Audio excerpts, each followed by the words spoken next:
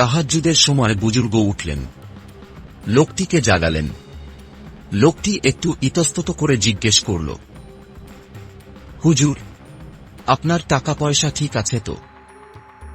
বুজুর্গ ব্যক্তি বিসমিল্লাহ বলে পকেটে হাত দিলেন। অমনি টাকাগুলো বের হয়ে গেল। এসব কারামতি দেখে ওই লোকটি বলে উঠল, হুজুর, আমাকে ক্ষমা করবেন।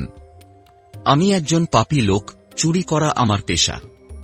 আপনার টাকা চুরির উদ্দেশ্যে আমি আপনার সাথে এসেছি। আপনি একজন কামিল বুজুর্গ, যা আমি আগে বুঝতে পারিনি। আমাকে মাফ করে দেন। হুজুর, আমাকে এই কারামতি শেখাতে হবে।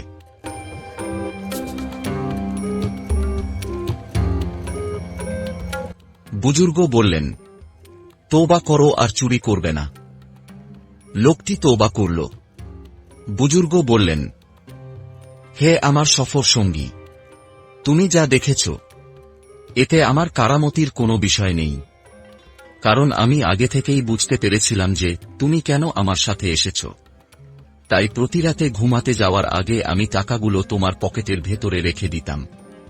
আর তুমি কেবল আমার পকেট আর বিছানাপত্র ইত্যাদিতে খোঁজ করেছ, কিন্তু পেলে না। অথচ টাকাগুলো থাকত তোমার নিজের পকেটে, যেখানে তুমি খোঁজার প্রয়োজন মনে করনি। আর তুমি ঘুমে থাকা অবস্থায় আমি জাগতাম। জেগেই তোমার পকেট হতে টাকাটা আমার পকেটে রেখে দিতাম। এই হলো আসল রহস্য। এবার যেহেতু শপথ করেই ফেলেছ চুরি ছেড়ে দেবে, তো আর দেরি কিসের? সাথে সাথে লোকটিও ভালো হয়ে গেল।